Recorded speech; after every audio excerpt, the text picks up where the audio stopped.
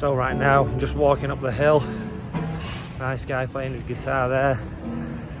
Just in Lisbon, walking up the hill to the castle, Lisbon Castle, also known as the Castle of St. George. So yeah, we've got a tuk-tuk most of the way. I'm just got to walk the last little bit now. So what am I doing in Portugal? I'm currently on a cruise. Stopped at Portugal yesterday, went to Porto, and today we're in Lisbon. So I thought I'd check out some of the local history. And again, Lisbon Castle. We're just outside the castle walls now. Nice and high up on this hill. So we're going to go inside. I'm going to tell you a little bit about the history of this castle, and ties into the Crusades. So we've got a big gateway here.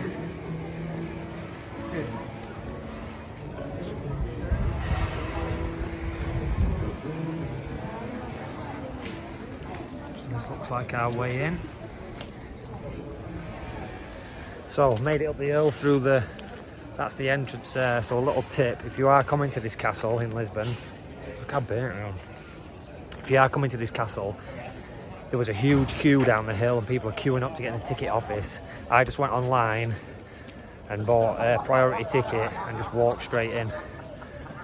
So yeah, definitely do that. So we're up on the top of the hill.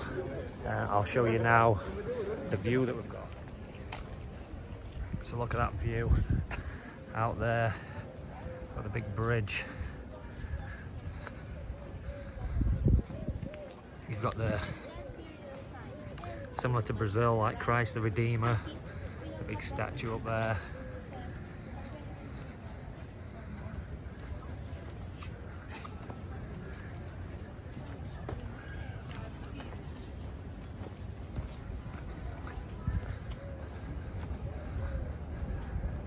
So that right there is the ship that I came in on.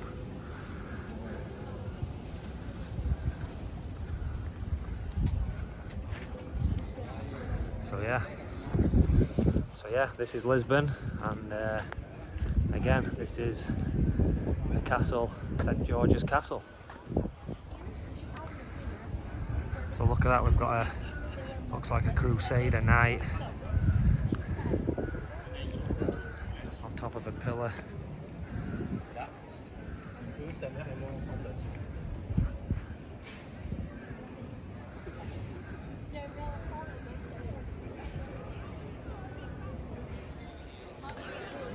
So obviously we're high up on a hill here, so it's an advantageous position to be building a fortress or a castle. There has been human occupation in this area, on this hill, since about the 8th century BC. From about the 2nd century BC, that's when there were some, basic fortifications built. And then from that time, there's been the Phoenicians have been here, the Carthaginians, the Romans, and then finally the Moors. Before, in the 12th century, the Portuguese came and took this area and built the castle that we see today. So there's been a lot of activity. Like I say, it's a good strategic point to be building a fortification. Like I say, the Moors were the last people here, and until the Portuguese turned up in 1147. It was part of the Second Crusade, and it was the siege of Lisbon. So the Templars were involved. That's why when I've been looking around, there's been lots of shops with like Templar statues and stuff like that. You see like the Templar cross everywhere. So like I say, they played a massive role in taking this castle.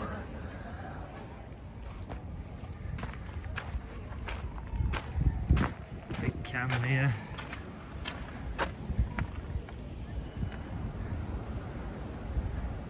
Firing out over into the bay.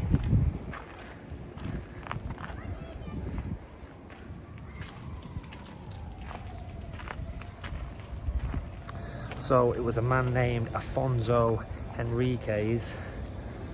I believe I just see the name Afonso there. I don't know what this says, but obviously something from then.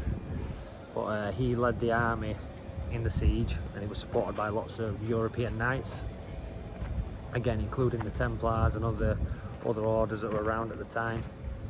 And this was 1147. This was part of the Second Crusade, a crusade which failed, but this actual battle, this siege, which was won by the Christian army, was one of the most notable wins of the Second Crusade. So this was one of the only sort of victories that they had.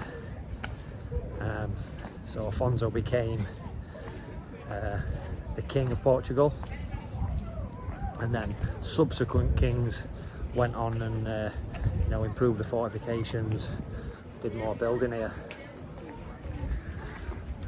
So this bit looks like the main keep of the castle. People are heading up this way. Nice view over the city. Again, boat's just there, we came in on. So yeah, let's get up on the castle wall. So legend has it with this castle, what sort of led to the victory, there was a guy, a knight, Portuguese knight called Martin Moniz, and allegedly he threw himself into the breach so that they couldn't close the doors of the castle, essentially sacrificing himself. But that allowed the Christian knights to get in through the doors and ultimately get their victory in claiming this place. So this is the entrance to the castle here, and it is guarded by this guy and his mates. A few peacocks.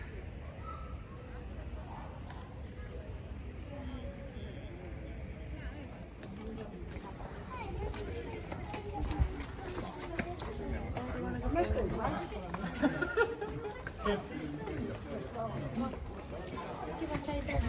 go up.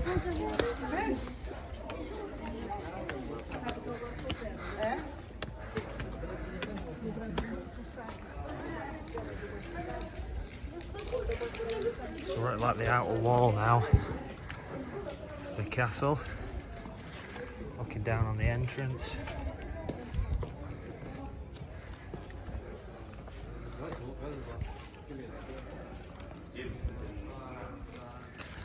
So I've just come down off that wall. It looks like here there's some dig sites going off. So like I said before, the Romans were here, Carthaginians, so this could be some older structures from those sort of times. You can kind of see the outline of a pillar there. See that little pillar? Focus isn't great, but yeah, definitely some older structures. Any kind of forts and castles and things like that, they tend to be built on top of older sites, especially where you've got some kind of like strategic advantage up on a hill like this. There's going to be really old sites up here, and things just keep getting built on top of. So definitely lots of other structures below this, and obviously this is being added to over the years. Like I said, by the kings of Portugal added, and it was King John who was actually married to the granddaughter of Edward III of England. It was him who dedicated this castle to St. George, and it became known as St. George's Castle from that point. That was around the 14th century. So yeah, over time it was Afonso I, again, who led the Crusading army in here. He really established Portugal's independence, and used this castle to defend it.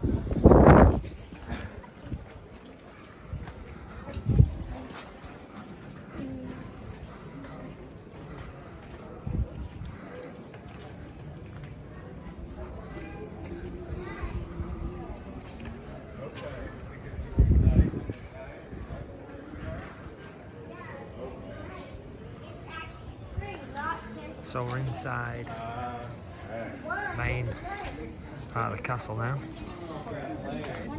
Yeah, yeah.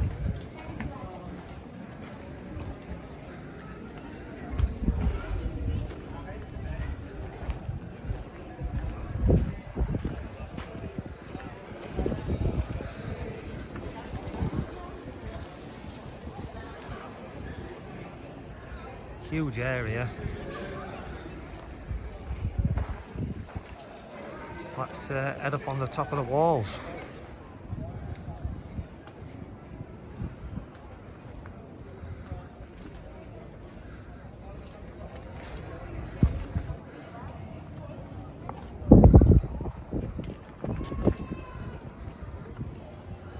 So we're right in the centre of the castle now, looking down into the courtyard.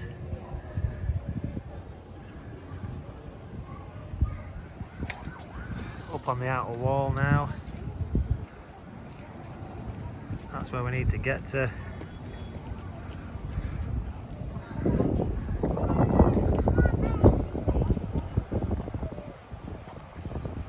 Some old mosaic here on the floor.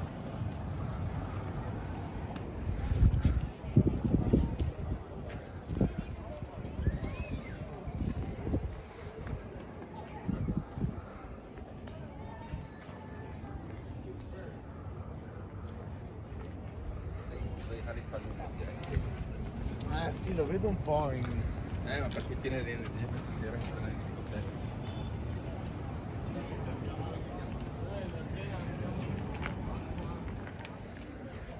So we've got a little well there. And then I believe these are ovens.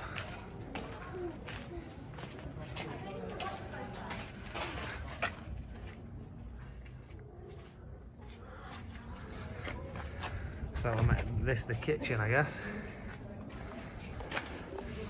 And that's it. So that is the castle of St George here in Lisbon, Portugal. I'm heading out now to Spain. So see what I find there. But yeah, just thought I'd make a little video, something a bit different to the usual graveyard adventures in Thorn. So yeah, very nice castle. One of the most complete castles that I've been in. So definitely check it out. Make sure you get your tickets online first. Don't queue up outside. And get a tuk-tuk up here because it's on a massive hill as well. And I'll see you next time.